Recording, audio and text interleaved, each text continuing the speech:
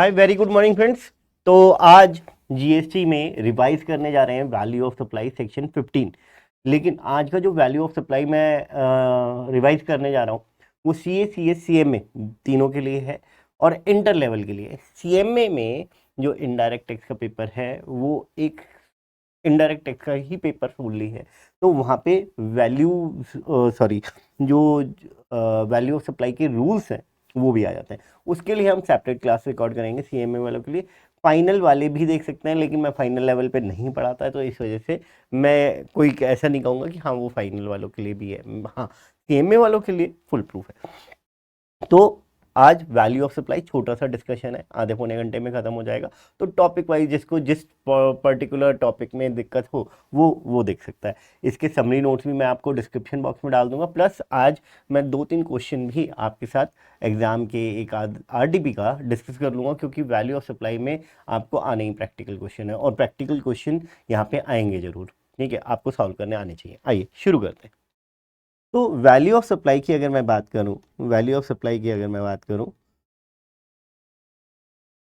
Value of supply section 15 इसके 3 limb बनते हैं बेसिकली। एक मींस, इंक्लूड्स, ऐसे ही आपके नोट्स भी बने हुए हैं, उसी फॉर्म में मैं आपके साथ बात कर रहा हूं, एंड एक्सक्लूड्स, मतलब वैल्यू ऑफ सप्लाई में क्या क्या कवर होगा। अच्छा चलिए, वैल्यू ऑफ सप्लाई से पहले एक बात और कर लेते हैं। जो हम लोगों का सेक्शन 9 है, सेक्शन 9 चार्जिंग सेक्शन, वहां पे क्या कहता है, हमारी हर इंट्रा स्टेट क्योंकि सीजीएसटी की बात हो रही है ना, इंट्रा स्टेट सप्लाई के ऊपर टैक्स लगेगा, उस वैल्यू से लगेगा। तो वो वैल्यू के ऊपर, क्योंकि जो सप्लाई की वैल्यू होगी उसके ऊपर टैक्स लगाना है, and that should not exceed 20%। ठीक है, तो वो जो वैल्यू निकाली जाएगी वो कहां से निकाली जाएगी, उसकी अब हम बात कर रहे हैं, क्योंकि वैल्यू के ऊपर ही तो टैक्स लगना है। तो सबसे पहले सबसे इजी चीज बताई गई कि वैल्यू क्या होगी, जो ट्रांजैक्शनल वैल्यू होगी, मतलब क्या, बायर और सेलर में, सप्लायर में और रिसिपिएंट में जो ट्रांजैक्शन वैल्यू होगी, जिस बेसिस पे ट्रांजैक्शन हुई होगी गुड्स की, सर्विसेज की, उसी को हम वैल्यू मानेंगे। Value is equal to transactional value, transaction value. खत्म हो गई बात। लेकिन इसकी कुछ कंडीशन दी गई हैं। ये जो ट्रांजैक्शन वैल्यू है उसी को वैल्यू ऑफ सप्लाई मान लिया जाएगा, प्रोवाइडेड कि जो सप्लायर एंड रिसिपिएंट है must not be related person, एक बात। दूसरी बात पहली बात ये कहता है, और दूसरी कंडीशन ये कहता है कि द ट्रांजैक्शन वैल्यू जो हमारी हुई है, मतलब जो कंसीडरेशन ली गई है, that is the only sole consideration, इसके अलावा कुछ लिया दिया नहीं जाएगा। ठीक है, तो supplier and recipient related party नहीं होनी चाहिए। अब रिलेटेड पार्टी की डिटेल डिस्कशन में मैं नहीं जाने वाला। ठीक है, फैमिली मेंबर्स नहीं होने चाहिए, 20% सब्सटेंशियल इंटरेस्ट नहीं होना चाहिए, कंपनी के डायरेक्टर नहीं होने चाहिए, पार्टनर वगैरह, वो सारी बातें हैं। ठीक है, तो must not be a related person, और उसके बाद जो ट्रांजैक्शन वैल्यू, जो कंसिडरेशन ली दी गई है, that is the sole consideration, उसके अलावा कोई बेनिफिट लिया दिया नहीं जाएगा। उसके बाद बात आती है, और जो सबसे इंपॉर्टेंट डिस्कशन है वो है हमारी इंक्लूड्स की। 5 चीजें उसमें इंक्लूड की गई हैं। ठीक है, और उसमें एक्सक्लूड किया गया है डिस्काउंट। लेकिन डिस्काउंट की और ये जो 5 चीजें हैं, ये बहुत ध्यान से समझने वाली हैं। देखिए, हम लोग जीएसटी पढ़ रहे हैं, इनडायरेक्ट टैक्सेस। तो इनडायरेक्ट टैक्सेस, जब भी मैंने कोई गुड्स या सर्विसेज सप्लाई किए, उसके ऊपर जीएसटी लगता है। लेकिन कोई लोकल अथॉरिटी या स्टेट गवर्नमेंट का और कोई टैक्स भी अगर लगता है वैल्यू ऑफ सप्लाई के ऊपर, चाहे वो गुड्स की सप्लाई है, चाहे वो सर्विसेज की सप्लाई है, तो उसको भी वैल्यू में कंसिडर किया जाएगा। मतलब क्या, लेट्स से कि मैंने 10,000 रुपए का कोई आपको कॉमोडिटी सप्लाई की, लेकिन उस पर्टिकुलर स्टेट में उस पर्टिकुलर कॉमोडिटी के ऊपर एक और टैक्स लगता है 10% का, एग्जाम्पल 10% का, तो ये हो गया 1,000। अब जो जीएसटी, अब इस पर्टिकुलर कॉमोडिटी की सप्लाई पे लेट्स से अगर जीएसटी फर्दर 10% लगता है, तो ये 10% अब इसके ऊपर नहीं लगेगा, वो इसके ऊपर लगेगा तो 1100 हो गया। सर यहाँ पे तो कास्केडिंग इफेक्ट हो गया, लेकिन बेटे यहाँ पे क्लियरली कहा गया है if there is any tax impose other than GST, अगर कोई लग रहा है that will be considered, that will be included in the value of supply, और उसको वैल्यू ऑफ सप्लाई में इंक्लूड किया जाएगा, मतलब उसको वैल्यू का पार्ट माना जाएगा, उसके ऊपर आप जीएसटी लगाएंगे। ठीक है, तो ये पहला पॉइंट था। आइए शुरू करते हैं अपने डिस्कशन, नोट्स में आ जाते हैं एक बार। ठीक है, ये आपके नोट्स हैं और इस बार ये आपको अटैचमेंट में डिस्क्रिप्शन बॉक्स में मिल भी जाएंगे, देख लीजिएगा आप इनको। ठीक है, तो वैल्यू ऑफ सप्लाई देखो, मेरे को एक अगर मैं इसको जब मैं ये समझा रहा था तो वैल्यू जो है परसेंटेज, हमें परसेंटेज में टैक्स लगना है, तो वो परसेंटेज किसी पर्टिकुलर वैल्यू के ऊपर ही तो परसेंटेज लगाओगे ना। ठीक है, तो उसकी थोड़ी सी मैंने बात की हुई है। CGST SGST will be calculated as a percentage of the value of supply. These provision will determine the value of supply. Further, they become more important as some supply are taxable even if they are supplied without consideration. These provision are set out as a mechanism to compute the such value on the basis of which GST is paid to the government. याद कीजिए हम लोगों का जो schedule 1 है, जहां पे 4 point दे रखे हैं जिनके ऊपर जो कि सप्लाई तो माने जाएंगे, विदाउट कंसीडरेशन भी उन चीजों को सप्लाई माना जाएगा। अब जिस चीज में कंसीडरेशन ही नहीं है उसको सप्लाई माना जा रहा है, तो वैल्यू कैसे निकालोगे उसकी, क्योंकि उसमें कंसीडरेशन तो हुई नहीं। तो वो कंसीडरेशन कहां से, वो वैल्यू कहां से निकाली जाएगी? तो मैंने जैसे कहा कि CMA level and CA final level पे हम लोगों को वैल्यूएशन रूल्स पढ़ने पड़ते हैं। वो वैल्यूएशन रूल्स की हेल्प से हम लोग देखते हैं कि वैल्यू कितनी निकाली जाएगी और उस वैल्यू के ऊपर फिर हम जीएसटी लगाते हैं। ठीक है, अब तो देखिएगा जैसे मैंने आपके अभी बात की, चार्ट बनाया, पहला है मीनिंग, दूसरा शैल इंक्लूड एंड फिर तीसरा डज नॉट इंक्लूड। क्या है तो फिर बात करते हैं। The value of supply of goods और सर्विसेज और both shall be the transaction value, जितने पे ट्रांजैक्शन हुई है, विच इज एक्चुअली पेड और payable for the set supply of goods और सर्विसेज और बोथ। आगे क्या कहता है, कंडीशन क्या है, where the supplier and recipient are not related person. Transaction value को ही वैल्यू ऑफ सप्लाई कब माना जाएगा, जब supplier and recipient related person नहीं है। Next, and the price is the sole consideration for such supply. Done है जी। उसके बाद बात करते हैं शैल इंक्लूड, क्या क्या इंक्लूड होगा वैल्यू ऑफ सप्लाई में। सबसे पहला पॉइंट दे रखा है एनी टैक्सेस, यहाँ पे और भी लिखा हुआ है एनी टैक्सेस, सेसेस, सरचार्जेस वगैरह वगैरह। मैंने ब्रीफ में नोट्स बनाए आपके दिखाने के लिए, आपके साथ शेयर करने के लिए। तो any taxes other than the tax impose by this act, SGST और सीजीएसटी, यूटीजीएसटी वगैरह। ठीक है, and goods and compensation state act if charged separately by the supplier, if it is charged by the supplier separately in the invoice, अलग से दिख रहे हैं invoice में। ठीक है, पहला पॉइंट हो गया जो मैंने आपको एग्जांपल के साथ समझाने की कोशिश भी की, और अभी हम क्वेश्चन देखेंगे तो और चीजें क्लियर हो जाएंगी। तो ये हो गया मेरा फर्स्ट पॉइंट। सेकंड पॉइंट इसमें देखिएगा, सेकंड पॉइंट देखिएगा, ये पॉइंट बड़ा इंपॉर्टेंट रहता है। Any amount that the supplier is liable to pay in relation to such supply but which has been incurred by the recipient of the supply and not included in the price actually paid or payable। देखिए इसको मैं example से clear करने की कोशिश करता हूं। Example ले रहा हूं, ठीक है, मैंने किसी की शादी करवानी है, अपने घर में कोई ओकेजन है। ठीक है, तो मेरे घर में ओकेजन है, तो फार्म हाउस पे सप्लाई आनी थी। ठीक है, और मैंने एक कैटरर को इन्वॉल्व किया था, अब कैटरर ने मेरे को सप्लाई करनी थी। अब कैटरर से ही तो मैं, कैटरर मेरा सारा अरेंजमेंट कर रहा है, कोल्ड ड्रिंक्स, बेवरेजेस वगैरह, खाना वगैरह, स्नैक्स वगैरह सब वो देख रहा है। ठीक है, उसके लिए मैंने उसको 50 लाख रुपीस का कॉन्ट्रैक्ट दिया, मैंने उसे 50 लाख का कॉन्ट्रैक्ट दिया। अब मैंने उसको कितना पे करना है, 50 लाख। ठीक है, अब कैटरर वाले ने आगे किसी से बेवरेजेस वगैरह लिए होंगे, तो बेवरेजेस के लिए जो इसने अरेंजमेंट किया था, उस बेवरेजेस वाले को कहा डायरेक्टली कि फार्म हाउस पे छोड़ देना। ठीक है, अब बेवरेजेस वाले के एग्जांपल ले रहा हूं सिर्फ कि 10 लाख रुपीस बन रहे थे। ठीक है, इसने मेरे को फोन किया, कैटरर ने मेरे को फोन किया, सर ऐसे ऐसे बेवरेजेस वाला आएगा, वो आप फार्म हाउस पे रखवा देना और आप उसे 10 लाख रुपीस दे देना। मैंने कहा मैं क्यों 10 लाख रुपीस दूं, मैं तो तेरे को 50 लाख दे रहा हूं ना। सर वही तो मैं कह रहा हूं, जो आपने मेरे को 50 लाख देने हैं उसमें से 10 लाख आप किसको दे देना, बेवरेज वाले को दे देना, और बाकी 40 लाख मेरे को दे देना।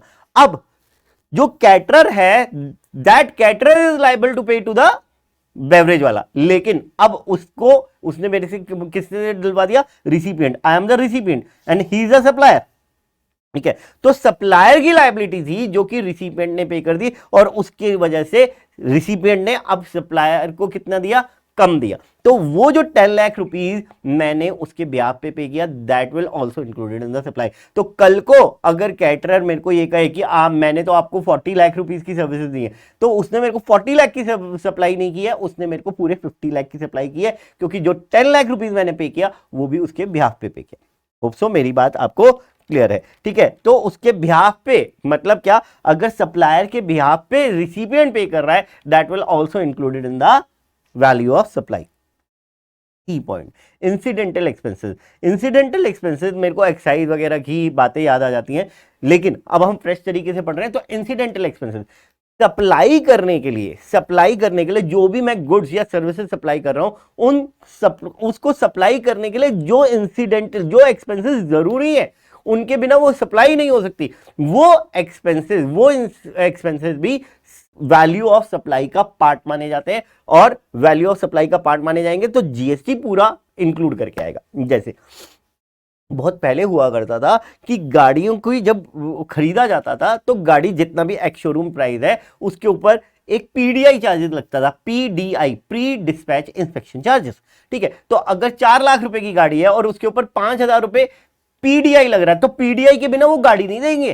तो गाड़ी की वैल्यू कितनी मानी जाएगी, 4 लाख रुपए प्लस 5,000 रुपए, 4,05,000 रुपए। अब वो जो पीडीआई चार्जेस हैं, वो भी वैल्यू का पार्ट बन गए, और 4,05,000 रुपए के ऊपर, पूरे के ऊपर लगेगा जीएसटी। इसी तरीके से पैकिंग चार्जेस हो गए। ठीक है, अब आपने क्या एसी खरीदा, इंस्टॉलेशन, तो सर अब वो जो है इंसिडेंटल चार्जेस बन गए। ठीक है, तो incidental charges charge by the supplier in respect of the supply of goods और सर्विसेज और बोथ एट द टाइम और before the delivery, eight the time of delivery और बिफोर द डिलीवरी। ठीक है ना, इंस्टॉलेशन वगैरह पहले डिसाइड हो गया जी, हाँ इंस्टॉलेशन करवा के देगा एसी बेचने वाला। ठीक है, तो पहले डिसाइड हो गया, या eight the time of supply decide हो गया। ठीक, उसके बाद ये पॉइंट बड़ा इंपॉर्टेंट है, और इसके ऊपर सर्कुलर भी है, इंटरेस्ट, लेट फीस और पेनल्टी। मेरी बात जरा ध्यान से सुनिएगा बेटे, मेरी बात जरा ध्यान से सुनिएगा। यहां पे भी इंटरेस्ट कह रहा है, सेक्शन 15 में भी इंटरेस्ट की बात कर रहा है, और जो हम लोगों की 12/2017 डेटेड 28/6/2017 एग्जेम्पशन की जो लिस्ट है, वहां पे भी इंटरेस्ट की बात करता है। वहां पे इंटरेस्ट ऑन डिपॉजिट, एफडीज वगैरह उसकी बात करता है, और उसको कहता है कि वो फुल्ली एग्जेम्प्ट है। और यहां पे फिर ये बात क्यों कर रहा है कि सेक्शन 15 में कह रहा है कि इंटरेस्ट वगैरह को भी हम वैल्यू ऑफ सप्लाई में इंक्लूड करेंगे। तो क्या कहता है, जरा ध्यान से सुनो, इंटरेस्ट और लेट फीस, इंटरेस्ट और लेट फीस और पेनल्टी फॉर डिलेड पेमेंट। जो मैंने सप्लाई की उसमें अगर डिले हो गया और उस वजह से मैं इंटरेस्ट चार्ज कर रहा हूं, उस वजह से मैं कोई लेट फीस चार्ज कर रहा हूं, उस वजह से मैं पेनल्टी चार्ज कर रहा हूं, तो that interest will become the part of value of supply, that interest will become the part of value of supply. मैं आपको सर्कुलर की बात भी यहीं पे समझा देता हूं, सर्कुलर है बकायदा, उसमें यही एग्जांपल दिया हुआ था, तो वही एग्जांपल से समझते हैं। एक मोबाइल शॉप वाला है, अब मोबाइल शॉप वाले का काम क्या है, मोबाइल बेचना। उसका काम क्या है, मोबाइल बेचना। वो फाइनेंस नहीं करता, वो मोबाइल बेचता है। तो उसके पास एक बंदा आया, सर मेरे को 40,000 रुपए का मोबाइल लेना है। ठीक है जी, 40,000 रुपए का मोबाइल दे दो। अब 40,000 रुपए का मोबाइल पसंद आ गया, सब कुछ आ गया। अब वो मोबाइल वाले से कहता है, सर मैं ना इसके पैसे आपको इकट्ठे नहीं दे पाऊंगा, तो आप ऐसा कर सकते हो कि आप मेरे को इंस्टॉलमेंट में दे दो इस मोबाइल को। यार मैं क्यों इंस्टॉलमेंट में दे दूं, लेकिन उसने कहा कि ठीक है मैं इंस्टॉलमेंट में दे दूंगा, लेकिन तेरे को 4,000 रुपए एक्स्ट्रा देने पड़ेंगे, टोटल तेरे को 44,000 रुपीज का पड़ेगा, और 11,000 की 4 इंस्टॉलमेंट मेरे को दे दियो। अब मोबाइल वाले का काम मोबाइल बेचना है, मोबाइल वाले का काम मोबाइल बेचना है या फिर फाइनेंस करना है, उसका काम है मोबाइल बेचना। तो this 4000 will become the value of supply. मतलब क्या, इस बार मोबाइल जबकि 40,000 रुपए का था, 40,000 रुपए के ऊपर जीएसटी लगना था, लेकिन 44,000 रुपीज के ऊपर जीएसटी लगेगा, पहली बात। दूसरा, 4 इंस्टॉलमेंट आनी थी 11,000 की, इसने 11,000 की एक इंस्टॉलमेंट लेट कर दी, तो मोबाइल शॉप वाले ने कहा मैं तेरे से 500 रुपीज एक्स्ट्रा लूंगा as a penalty, 500 rupees as a penalty लूंगा। तो 500 रुपीज जो एज अ पेनल्टी लगेगा वो भी वैल्यू ऑफ सप्लाई माना जाएगा, वो भी वैल्यू ऑफ सप्लाई माना जाएगा, और उसके ऊपर भी जीएसटी आएगा, उसके ऊपर भी जीएसटी लगेगा। समझ में आई बात? अब इसी का दूसरा केस समझो, ये था केस 1 जो वहां पे दिया हुआ है उस सर्कुलर में। अब समझिएगा केस 2 सर्कुलर का। मोबाइल वाला है, ठीक है, मोबाइल वाले के पास कस्टमर आया, 40,000 रुपए का मोबाइल पसंद आ गया, सर मेरे को ये मोबाइल फाइनेंस कर दो। भाई मेरे पास तो पैसे नहीं है, मैं फाइनेंस नहीं कर सकता, लेकिन वहां पे एक बंदा बैठा हुआ था बजाज फाइनेंस वालों का, बजाज फाइनेंस वालों का। उन्होंने कहा सर क्या दिक्कत है, हम फाइनेंस करवा देंगे। तो उन्होंने, ध्यान से सुनिएगा एक एक ट्रांजेक्शन को, फाइनल वाले स्टूडेंट्स को भी ये चीजें समझ में आ गई, अच्छी बात, ठीक है। तो इसने क्या किया, बजाज फाइनेंस वाले ने कहा सर आपकी 250 रुपीज की हम फाइल बना देंगे, 250 रुपीज की फाइल बना देंगे, और फाइल बना के, मतलब एक तरह से ये प्रोसेसिंग चार्ज है, और अब हम आपको मोबाइल फाइनेंस कर देंगे, और हम आपसे 4,000 रुपए का इंटरेस्ट लेंगे, और 44,000 आपको टोटल पे करने पड़ेंगे, 11,000 की 4 इंस्टॉलमेंट। उस कस्टमर ने कहा कोई दिक्कत नहीं है। अब ये प्रोसेसिंग चार्जेस पे जीएसटी आएगा, इस प्रोसेसिंग चार्जेस पे जीएसटी आएगा, माइंडेड, इस प्रोसेसिंग चार्जेस पे जीएसटी आएगा, ठीक। लेकिन ये जो 4,000 का इंटरेस्ट एलिमेंट है, ये जो 4,000 का इंटरेस्ट एलिमेंट है, ये जो 4,000 का इंटरेस्ट एलिमेंट है, मैं कुछ गलत कर रहा हूं क्या, बार बार गलत लिख रहा हूं, ठीक है। ये इस एग्जेम्पशन एंट्री के थ्रू कवर हो जाएगा, ये इस एग्जेम्पशन एंट्री के थ्रू कवर हो जाएगा, और इस 4,000 पे अब कोई भी जीएसटी नहीं लगेगा। इस केस में अगर कस्टमर ने डिले कर दिया इंस्टॉलमेंट देने में, और बजाज फाइनेंस ने उससे पेनल्टी चार्ज की 500 की, तो इसके ऊपर भी कोई जीएसटी नहीं आएगा, क्योंकि इंटरेस्ट के ऊपर ही जीएसटी नहीं था। सो एम आई क्लियर? ठीक है, मैं आपको सर्कुलर भी साथ साथ ही पढ़ा देता हूं इसका। आ जाओ भाई सर्कुलर जी, कहां गया सर्कुलर, ये देखिएगा। तो पेज नंबर आप लोग अपने आप देखिएगा, पेज नंबर 3 पे इसका सर्कुलर दे रखा है, वो एक बार गो थ्रू कर लीजिएगा। X sells a mobile phone to Y. The cost of mobile phone is 40,000. However, X gives Y an option to pay in installment of 11,000 every month before the 10th of the following month over the next 4 months. तो 11,000 की 4 installment बन गई. Further, as per the contract, if there is any delay in the payment by Y beyond the scheduled date, Y would be liable to pay additional or penal interest amounting to rupees 500 per month for the delay. If some instances X is charging 40,000 for the mobile and is separately issuing another invoice for providing the services extended to the loan to Y, the consideration for which the interest at 2.5% per annum and an additional penal interest 500 per month for the e delay in payment. अब देखिएगा क्या लिखा हुआ है, as per the provision of section 15 subsection 2 clause D, क्योंकि ये वाला, ये जो, एक मिनट नोट्स में ही आता हूं ना, नोट्स में ये मींस में आपका सबसेक्शन 1 दे रखा है, मींस आपका सबसेक्शन 1 है, सबसेक्शन 2 है आपका क्या क्या इंक्लूड करता है, तो उसमें बी पॉइंट की बात, वो सॉरी उसमें डी पॉइंट की बात कर रहा है, डी पॉइंट की बात कर रहा है, ठीक है। तो आइए फिर दोबारा पढ़ते हैं एक बार एक्सप्लेनेशन,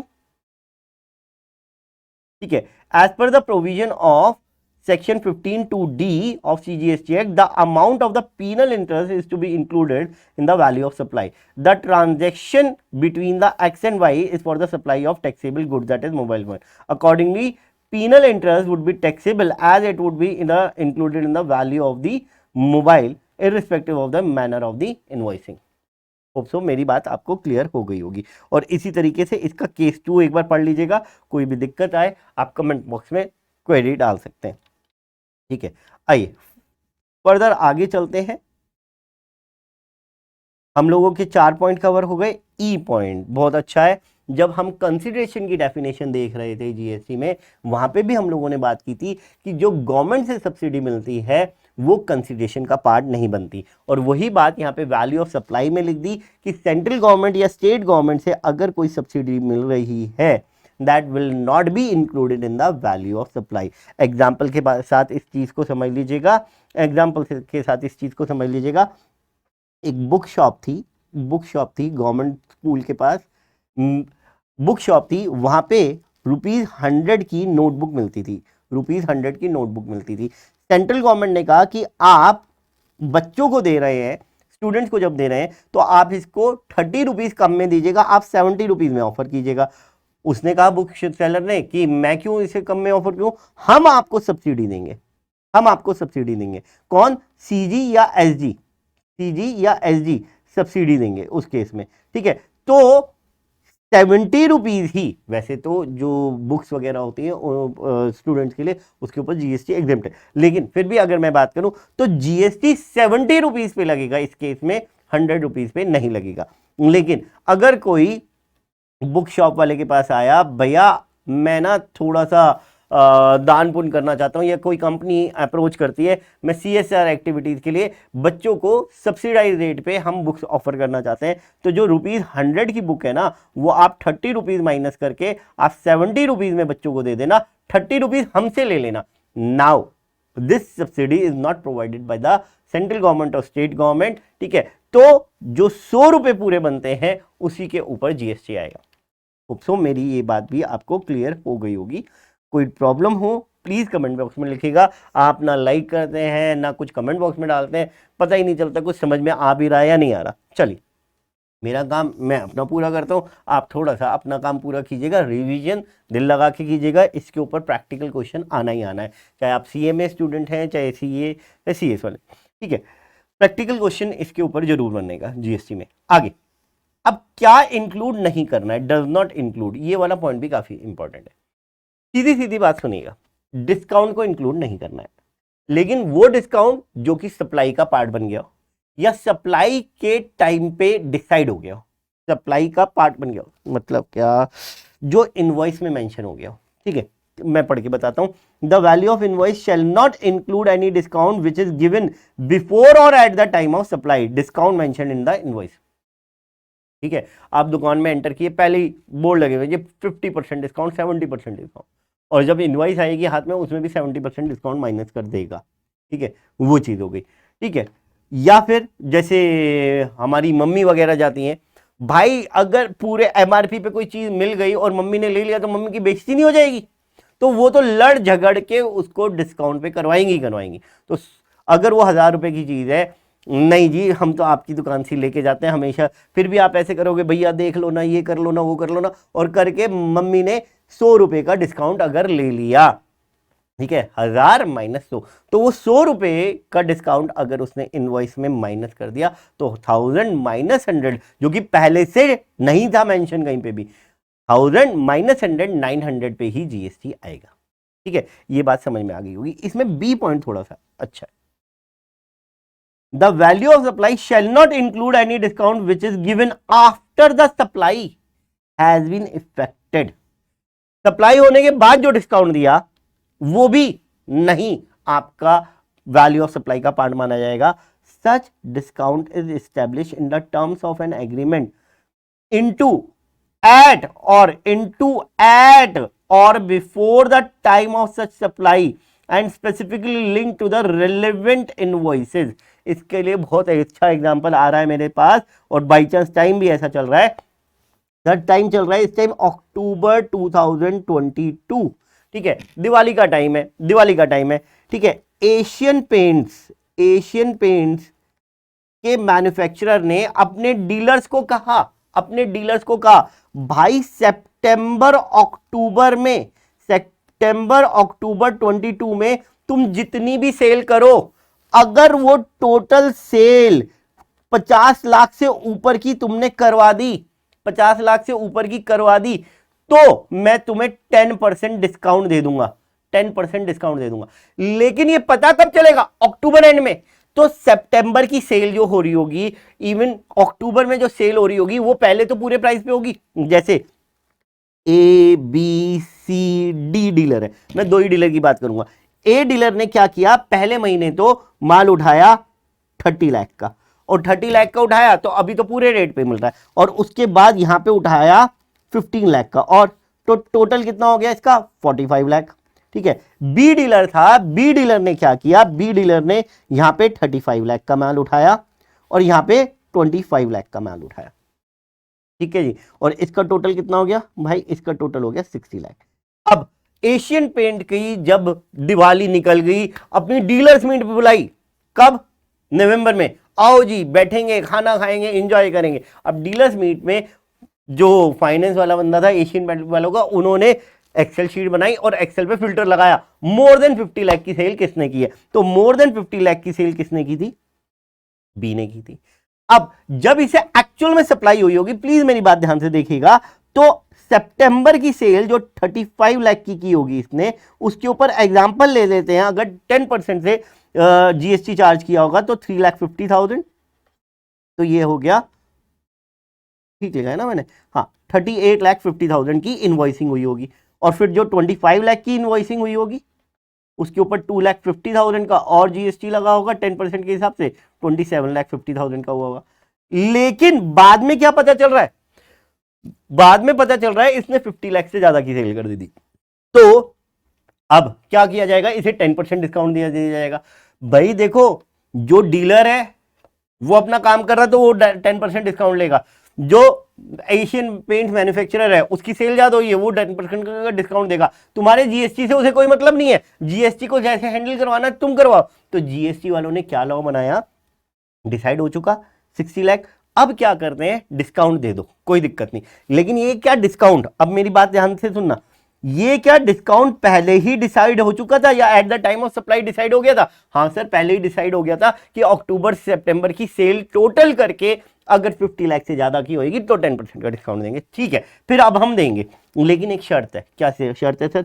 सर जब सितंबर में, ध्यान से सुनो, सितंबर में बी ने जो प्रोक्योरमेंट की थी वो 35 लाख की थी, हाँ जी, उसके ऊपर 3,50,000 का जीएसटी लग गया था, हाँ जी, तो उसने क्रेडिट कितना ले लिया होगा? 3,50,000 का ले लिया होगा सर। तो बस अब जरा ध्यान से सुनो, पहले तो 35 लाख का अगर आप डिस्काउंट दोगे तो ये कितना हो जाएगा? 3,50,000 का डिस्काउंट हो जाएगा जी, हाँ जी हो जाएगा। तो 31,50,000 की एक्चुअल में इनवॉइस बननी चाहिए थी, तो उसका जीएसटी भी तो कितना होता? 3,15,000 होता ना, और आपने कितना ले लिया? 3,50,000 का। तो अब इसके रिस्पेक्ट में 35,000 का जीएसटी भी आपको रिवर्स करना पड़ेगा, क्योंकि हम आपको डिस्काउंट दे रहे हैं। और ऐसे ही अक्टूबर का, तो अगर आप जीएसटी भी रिवर्स कर देते हो, क्योंकि आप इनवॉइसेस से पता लगा सकते हो, तो हम आपको ये डिस्काउंट अलाउ कर देंगे, कोई दिक्कत नहीं है। ये वैल्यू ऑफ सप्लाई में से माइनस हो जाएगा और उतने पे ही जीएसटी लगेगा। ठीक है, तो अब इसकी सेकंड पॉइंट देख लो, ITC related to such supply is reverse by the recipient. Hope so मेरी बात आपको क्लियर है। अब हम क्वेश्चन देखेंगे, वहां पे चीजें और क्लियर हो जाएंगी। आ जाओ जी फटाफट। Subsection 4 means subsection 1 include subsection 2, exclude does not include, वो था सबसेक्शन 3। और अब आ रहा है 4, जरा ध्यान से सुनना। क्या कहता है? Where the value of supply of goods और सर्विसेज और both can not be determined under subsection 1। अगर सबसेक्शन 1 के हिसाब से आप वैल्यू डिटरमाइन नहीं कर पाते, मतलब ट्रांजैक्शन वैल्यू नहीं सर, ट्रांजैक्शन वैल्यू तो है, या तो ट्रांजैक्शन वैल्यू ना हो, जरा ध्यान से सुनना, या तो ट्रांजैक्शन वैल्यू के अलावा भी कोई बेनिफिट मिला हो, या ट्रांजैक्शन वैल्यू ना हो, या फिर सप्लायर एंड रिसिपिएंट जो है रिलेटेड पर्सन है, सप्लायर एंड रिसिपिएंट जो है रिलेटेड पर्सन है, transaction value is not the sole consideration. तो अगर ये चीजें हिट हो गई तो इसका मतलब सबसेक्शन 1 के हिसाब से आप वैल्यू नहीं निकाल पा रहे। तो क्या कह रहा है? The same shall be determined in such manner as may be prescribed, और वो क्या है? वैल्यूएशन रूल्स है जी। और वैल्यूएशन रूल मेरे हिसाब से 27 से लेकर 31 32 तक जाते हैं, नहीं 33 तक जाते हैं, वो आपको वैल्यूएशन रूल देखने पड़ेंगे। तो वो सीएमए वाले स्टूडेंट्स के लिए हम अलग वीडियो बना लेंगे। तो वैल्यूएशन रूल्स में जाके फिर उनकी वैल्यू निकालना। वो कौन कौन से केसेस बनेंगे? Where there is no TV transaction value, price is not the sole consideration, related party transaction, supply as per schedule 1, मैंने आपको बता दी थी। ठीक है जी, अब आगे आ जाओ। नेक्स्ट, और बहुत अच्छी बात लिखी sir, not with standing anything contained in subsection 1 and subsection 4। Subsection 1 में क्या लिखा कि अगर supplier and recipient related party नहीं है, ट्रांजैक्शन वैल्यू सोल कंसीडरेशन है, तो ट्रांजैक्शन वैल्यू जो होगी वो वैल्यू ऑफ सप्लाई मान लेंगे। एक, अगर सबसेक्शन 1 से वैल्यू नहीं निकल पा रही है तो सबसेक्शन 4 से निकाल लो, मतलब वैल्यूएशन रूल से निकाल लो। कहता है हमारी मर्जी। मैंने कहा मतलब, कहने लगे notwithstanding anything contained in subsection 1 and subsection 4, the value of such supply as may be notified by the government on the recommendation of the council shall be determined in such manner as may be prescribed। हमारा राज है, हम अपनी बताएंगे। मतलब हम अगर subsection 1 के हिसाब से वैल्यू निकल गई, सबसेक्शन 4 के हिसाब से भी वैल्यू निकल रही है, निकलने दो, हमारी मर्जी। हम कुछ सप्लाई ऐसी आपको बता सकते हैं जिनके लिए वैल्यू कैसे निकालनी है वो हम ही बताएंगे आपको। ठीक है जी, आपकी राजी भाई, आप बाप हो। ठीक है, next, few example of incidental expenses, commission, packing, inspection और certification charges, installation, testing etcetera, ये मैंने आपसे ऑलरेडी बात कर ली थी। ठीक है जी, एक सर्कुलर देखिएगा, ये सर्कुलर समझने की कोशिश करते हैं, मेरे को थोड़ा सा कम समझ में आया हुआ है, मैं आपको समझा देता हूँ। OEM इसे कहते हैं ओरिजिनल इक्विपमेंट मैन्युफैक्चरर। एग्जाम्पल लेते हैं अपने लिए मारुति, ठीक है, और एक होता है CM, बोले तो कंपोनेंट मैन्युफैक्चरर। समझ में नहीं आई सर, जरा ठीक से समझाया करो आप, सुन तो लो। एग्जाम्पल ले लेते हैं मिंडा, एग्जाम्पल ले लेते हैं कृष्णा मारुति, बहुत सारे एग्जाम्पल हैं, बहुत सारे एग्जाम्पल। मेन क्या बन रही है? मारुति गाड़ी बना रही है, लेकिन मारुति जो गाड़ी बना रही है उसके लिए छोटे छोटे बड़े बड़े कंपोनेंट जो है डिफरेंट डिफरेंट वेंडर से लेती है, तो वो कंपोनेंट मैन्युफैक्चरर है। और मारुति जो है ओरिजिनल इक्विपमेंट मैन्युफैक्चरर है, जो कार बना के बेच रही है ultimately.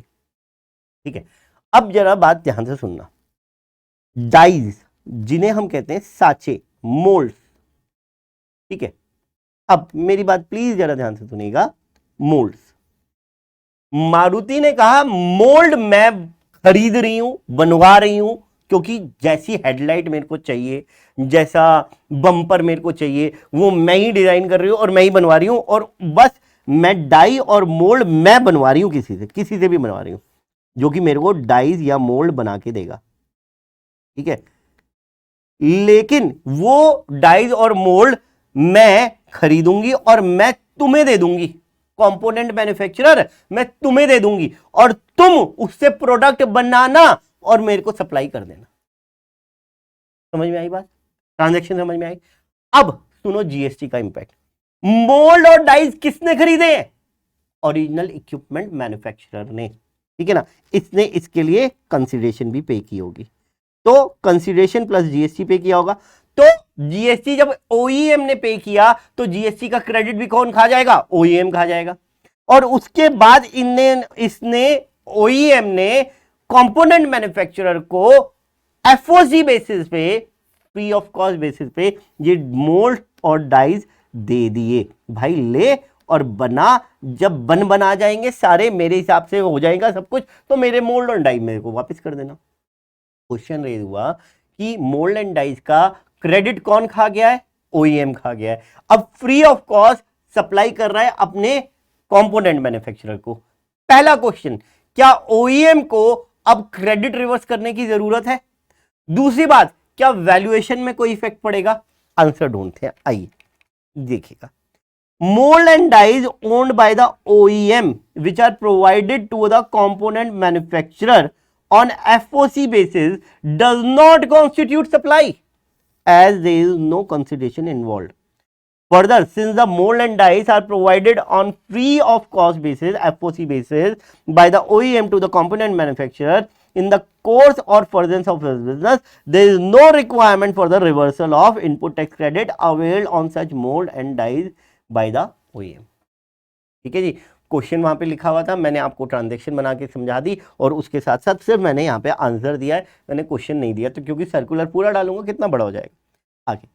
It is further clarified while calculating the value of supply by the component manufacturer, the value of mold and dies provided by the OEM to the component manufacturer on FOC basis shall not be added to the value of such supply because the cost of molds and dies not to be incurred by the component manufacturer and does not merit inclusion in the value of supply. Obvious सी बात है यार, value of supply में उसे दोबारा थोड़ी ना लोगे, किसने लिए, ओरिजिनल इक्विपमेंट मैन्युफैक्चरर ने लिया, उसने पैसे भी दे दिए, तो दोबारा क्यों इंक्लूड करनी है.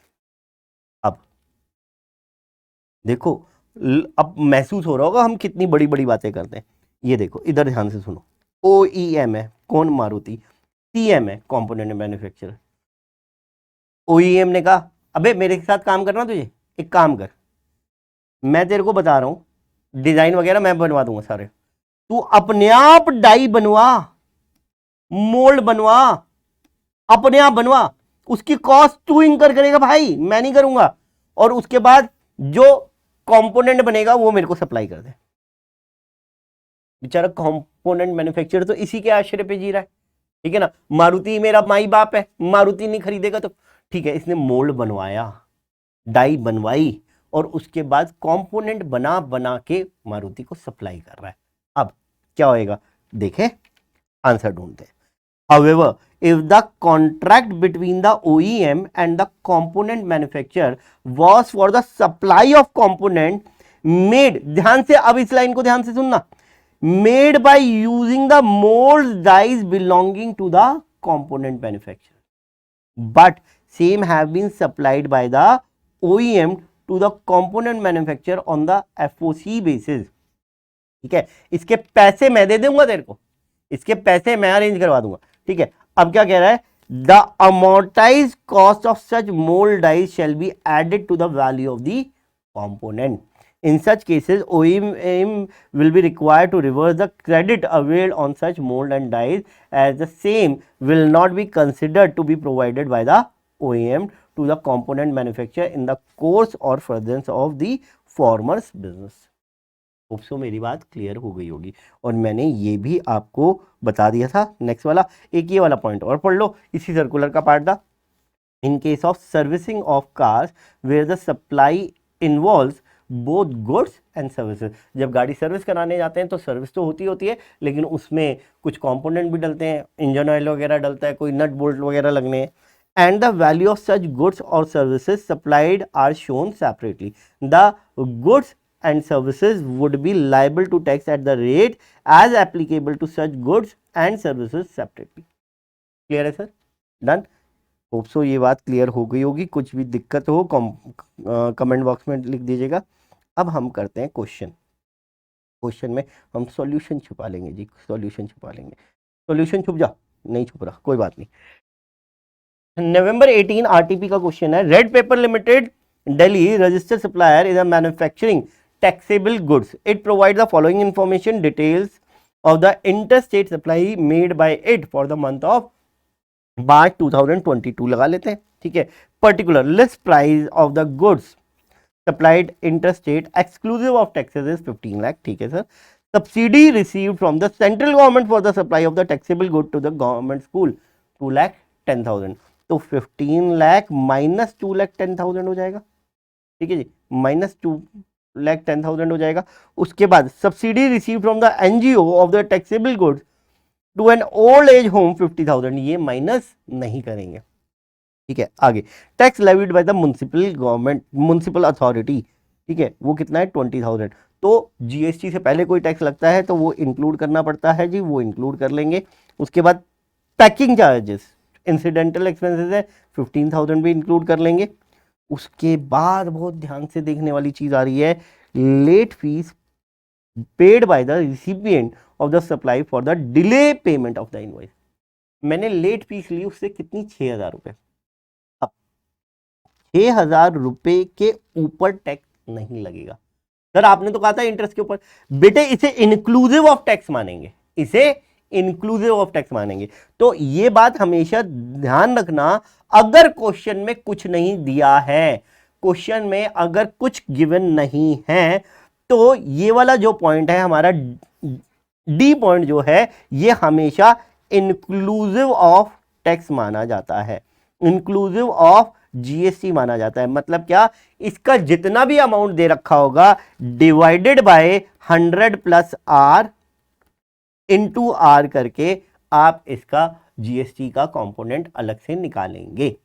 समझ में आई बात? तो यहां पे जब हम वैल्यू की बात करेंगे, क्योंकि अभी हम वैल्यू ऑफ सप्लाई निकालने की बात कर रहे हैं, तो जब वैल्यू ऑफ सप्लाई निकालने की बात करेंगे बेटे, तो जरा ध्यान दीजिएगा, ध्यान दीजिएगा। 6,000 जितना भी इसके ऊपर टैक्स है, टैक्स कितना दे रखा है, क्या टैक्स का रेट नहीं दे रखा, 18%, ठीक है।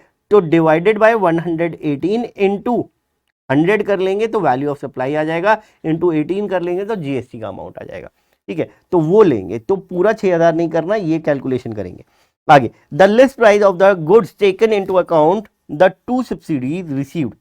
अच्छा, इसमें सब्सिडी रिसीव्ड टेकन की हुई है। अच्छा, however the other taxes charges to charge to the customer over and above the list price, calculate the value of taxable supply. तो 15 लाख प्लस 50,000, एक मिनट, हाँ जी, 15 लाख प्लस 50,000, क्योंकि अब इसमें से ऑलरेडी टेकन फॉर की हुई है। मतलब क्या, इसमें से ऑलरेडी 2,10,000 माइनस हुआ है, एक्स अमाउंट था। जरा ध्यान से सुन लो मेरी बात, अगर नहीं समझ में आ रही तो। 15 लाख में एक्स में से 2,10,000 वाली सब्सिडी भी माइनस हुई हुई है, और 50,000 वाली सब्सिडी भी माइनस हुई हुई है ऑलरेडी, तब ये 15 लाख आया है। अब 50 एक्स में से 210 वाली माइनस हुई हुई है, वो तो ठीक है, लेकिन ये 50,000 वाली माइनस नहीं हुई होनी चाहिए थी। तो ये 15 लाख में 50,000 रुपये आप और ऐड कर देंगे, तो इसीलिए वैल्यू कितनी आएगी, 15 लाख प्लस 50,000, और प्लस 20,000 हम लोगों ने भी की थी, ठीक है, प्लस 15,000 हम लोगों ने भी की थी, और ये 6,000 को मैंने आपको बताया divided by 118, divided by 118 into 100 कर लेंगे तो वैल्यू आ जाएगी, और वो वैल्यू आ रही है 5085 ग्रॉस अप करके, ठीक है। तो ये आएगी आपकी वैल्यू ऑफ सप्लाई। तो मैंने आपको एक क्वेश्चन करा दिया है, अब इसके बेसिस पे आप अपने क्वेश्चन देखिएगा और उसके हिसाब से चीज़ें कंटिन्यू कीजिएगा। इसके ऊपर प्रैक्टिस जरूर कर लेना, क्योंकि इसके ऊपर प्रैक्टिकल क्वेश्चन आपका आना ही आना है। Thank you friends.